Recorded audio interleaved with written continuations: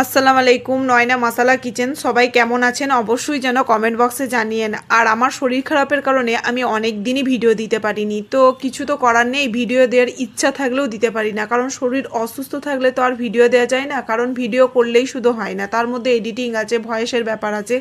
তো যাই হোক, আজকে বানিয়েছিলাম পান্তুয়া পিঠে, যেটা বানানো খুবই সহজ। একটা মিক্সির জারে মেজারমেন্ট কাপের 1 কাপ সুজি আর তার 3 ভাগের হাফ ভাগ নিয়েছি চিনি আর সামান্য নুন দিয়ে একবার মিক্সিতে ঘুরিয়ে নিয়েছি।